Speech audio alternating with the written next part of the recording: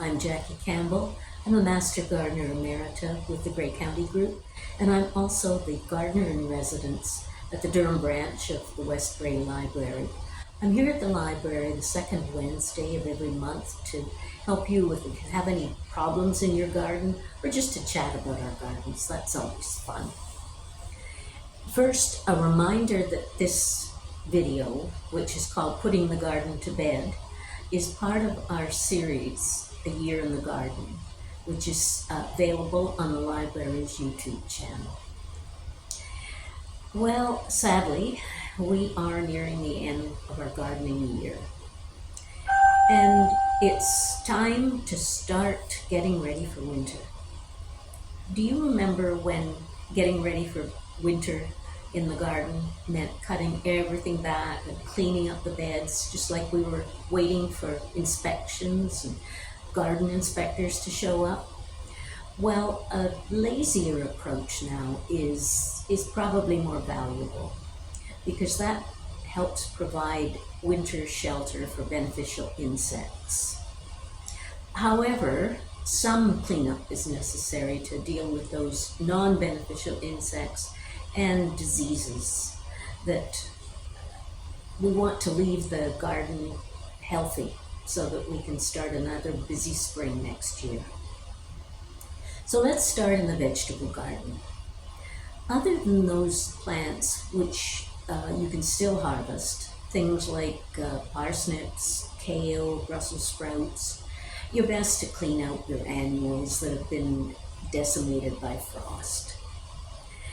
The asparagus plants, now they turn a lovely golden color and they're all sort of frothy and ferny, and you might be tempted to leave them standing and using the argument that they provide winter interest. Well, don't fall into that trap. Unfortunately, the asparagus beetle also finds the asparagus remnants pretty attractive for overwintering. So you want to cut those plants back and clean up the bed to try to avoid having him pay you a visit next spring. The other thing that you should leave is parsley. Parsley is a biennial, and normally you'll find that it'll provide you with some greenery and in the spring. It bridges the time between your new crop is tiny and the time that it's ready to use. Then the old stuff will go to seed. And at that point, you'll need to get rid of it. Now for the flower beds. Now, I'm not going to talk about roses. It's not that I don't like roses, but there's so many different varieties and there's many different approaches to winterize that plant. If you have roses and want to talk about putting them to bed, you're going to have to visit me in the library here, remember, the second Wednesday of every month.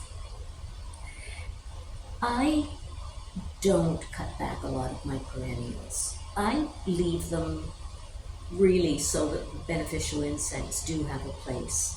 They also, anything that has seeds help birds in the winter, and things like my ornamental grasses and Annabelle hydrangeas, they provide winter interest. What I do cut back, and this probably is just a personal preference, I do cut back my peonies.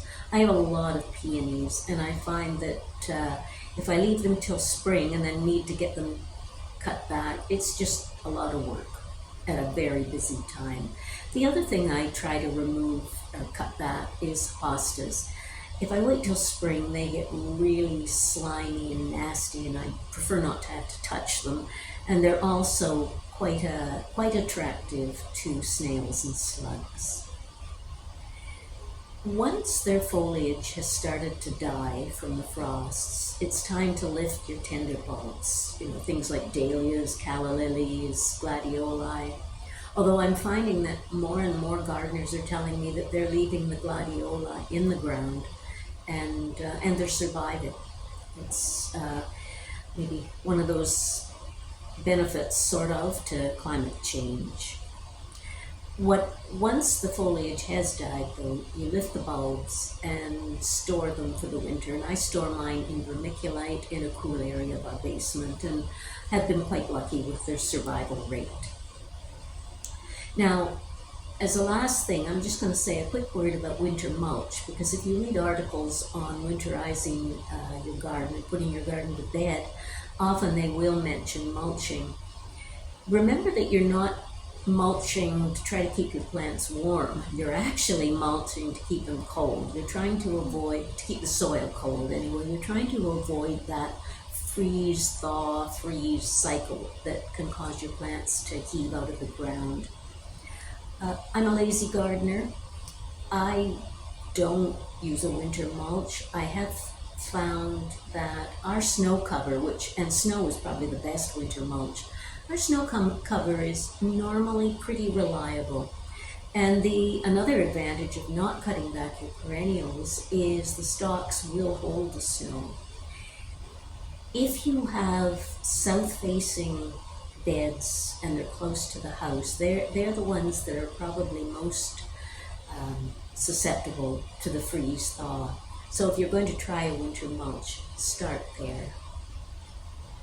Now, if you'd like some more information on putting your garden to bed, or obviously on any gardening question, please visit me second Wednesday of every month here at the Durham branch of the West Grey Library.